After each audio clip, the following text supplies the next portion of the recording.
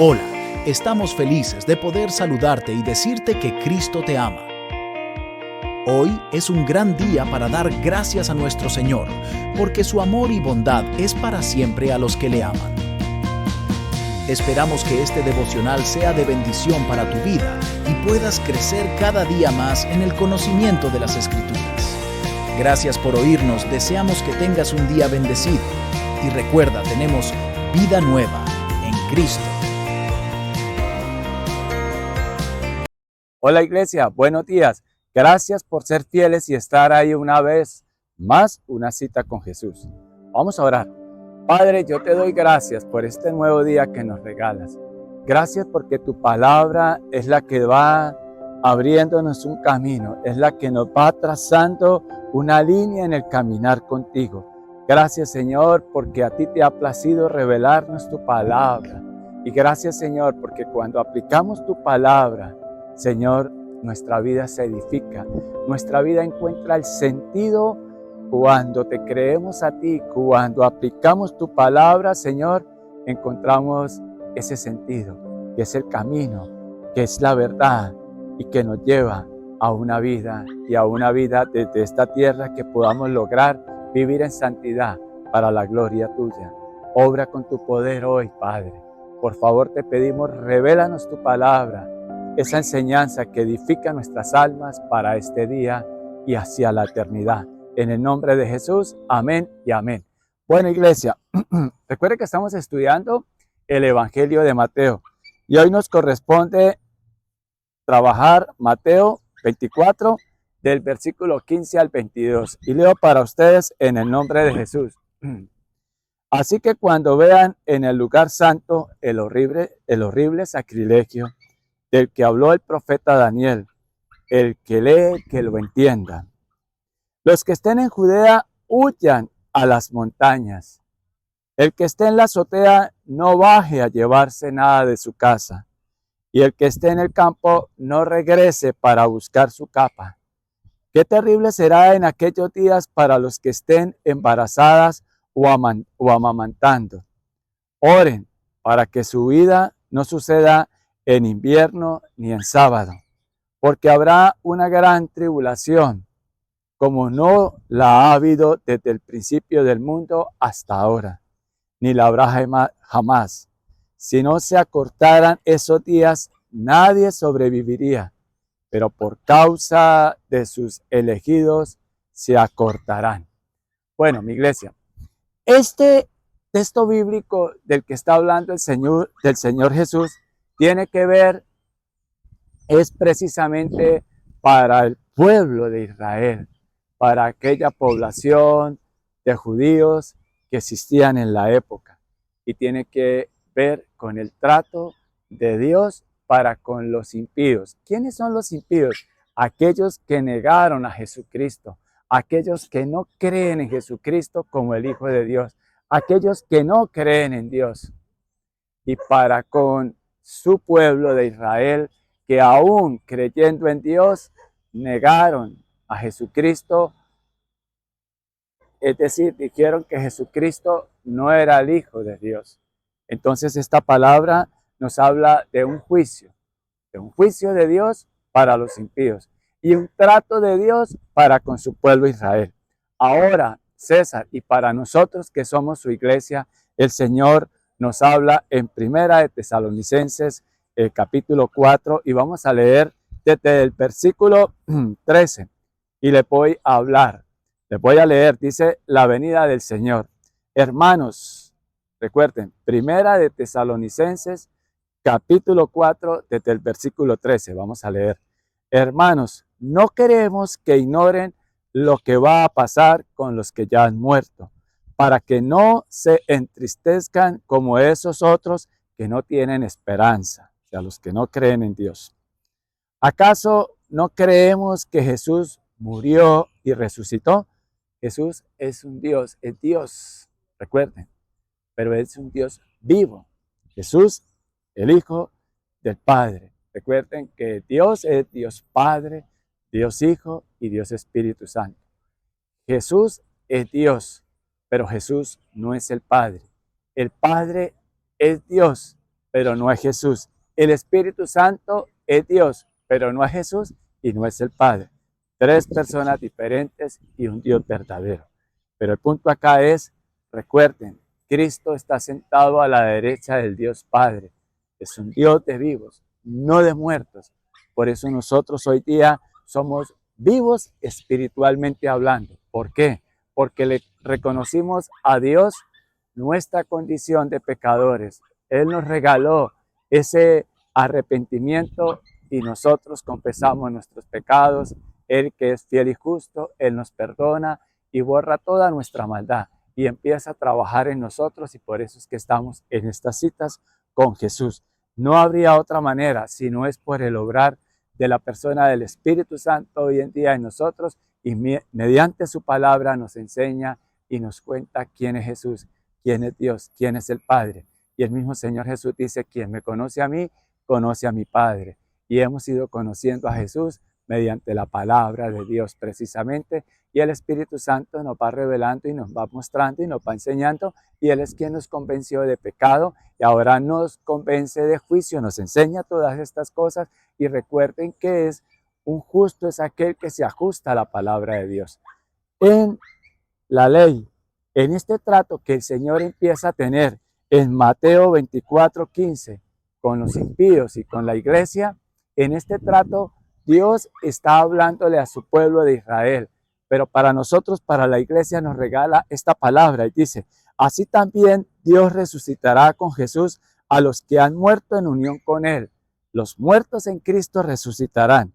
Conforme a lo dicho por el Señor, afirmamos que nosotros, los que estemos vivos y hayamos quedado hasta la venida del Señor, de ninguna manera nos adelantaremos a los que ya han muerto. El Señor mismo descenderá del cielo con voz de mando, con voz de arcángel y con trompeta de Dios, y los muertos en Cristo resucitarán primero. Mírenlo. Luego, los que estemos vivos, la iglesia, los que hayamos quedado, seremos arrebatados juntos con ellos en las nubes para encontrarnos con el Señor en el aire, y así estaremos con el Señor para siempre. Esta es nuestra fe. Nosotros creemos que el Señor Jesucristo, o bien nos llame a su presencia antes de que Él venga al rapto, al arrebatamiento, que Él va a llevar a su novia para convertirla en su esposa. Nosotros no vamos a estar para este tiempo de tribulaciones, porque la palabra lo dice. Entonces, todo esto que habla de esta tribulación y de este trato al fin del mundo, en las señales del fin del mundo, todo esto lo van a vivir son aquellos que aún el Señor les va a brindar una nueva oportunidad a los impíos, que aún viendo todo esto, que conociendo que dice la palabra y de pronto un día han escuchado una prédica, de pronto un día han escuchado palabra de Dios y aún así endurecen su corazón, pues el Señor les va a brindar una nueva oportunidad, porque el Señor no quiere que nadie se pierda. Igual va a tratar con su pueblo de Israel. Ellos van a ser engañados por falsos cristos, por un hombre que aparentará tener piedad y aparentará y dirá inclusive que es el Hijo de Dios. Y ellos van a reaccionar cuando vean el gran sacrilegio que este hombre va a hacer en el templo. Pero ahora, mis hermanos, recuerden, nosotros como hijos de Dios, como su iglesia, como el cuerpo de Cristo, como la novia, y vamos a convertirnos en la esposa una vez que Él arrebate a su iglesia y note ese cuerpo glorificado que la palabra de Dios dice, nos convertimos en esa esposa. ¿Por qué? Por la gracia de Dios, por recibir ese regalo de salvación y por haber nosotros reconocido primeramente, Él nos regala ese arrepentimiento. Reconocemos nuestra condición de pecadores y empezamos a creer lo que dice en su palabra mediante el accionar del Espíritu Santo que ya mora en nosotros y nos convence de pecado. Pero ahora bien, ¿qué debemos de hacer nosotros como la iglesia? Los invito a que me acompañen a Mateo 26:41 y dice, estén alerta y oren para que no caigan en tentación. El espíritu está dispuesto, pero el cuerpo es débil. Mire, esto es lo que el Señor Jesucristo les estaba hablando a sus discípulos en Getsemaní. Y Él les invitó a ellos ¿a qué? A que oraran y que estuvieran alerta, pero ellos se quedaron dormidos. Entonces, ¿por qué yo traigo este versículo? Porque el Señor dice en su palabra, acabamos de leer en el versículo de Mateo 24, en el versículo 20, Mateo 24, versículo 20. Oren para que su vida no suceda ni en invierno ni en sábado. Entonces, lo que tenemos que hacer como iglesia, ya leímos primera de Tesalonicenses 4:17, que el Señor en su gran amor por su iglesia, Él la va a arrebatar primero antes de toda esta tribulación. Porque empecé diciendo, esta tribulación es juicio de Dios sobre los impíos. Y empieza el trato de Dios con su pueblo Israel. Es decir, ahí ya el Señor viene por su iglesia y empieza a tratar con su pueblo de Israel. Pero eso no quiere decir que para nosotros no tenga importancia este texto bíblico. Todo lo contrario, tenemos que orar y que cada vez sean más los que sean alcanzados por Cristo, por nuestro Señor y Salvador Jesucristo. Tú y yo somos instrumentos de Cristo para compartir el Evangelio, para compartir las buenas nuevas y que nosotros mantengamos esa actitud. ¿Cuál actitud, César? De fe, de fidelidad, de perseverancia, de oración, de creerle a Dios y de seguirlo a Él. No amoldarnos a este mundo, porque vuelvo y les digo, los que le he comentado en estos días, nuestra relación con Cristo, nuestra relación con Dios, no es algo que es de unos solo días y de que es algo de improviso, no, es de una carrera de perseverancia, no de velocidad.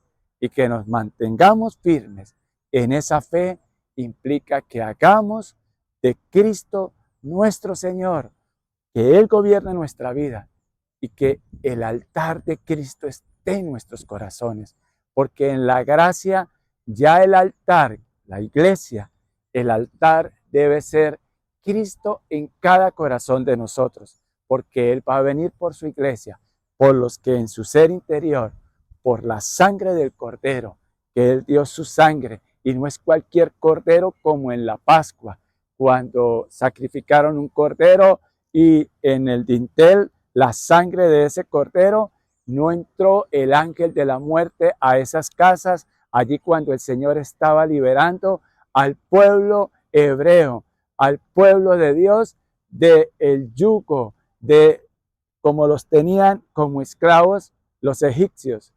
Ahora el Señor es el Cordero, el Hijo de Dios, el que derramó su sangre por nosotros, su iglesia.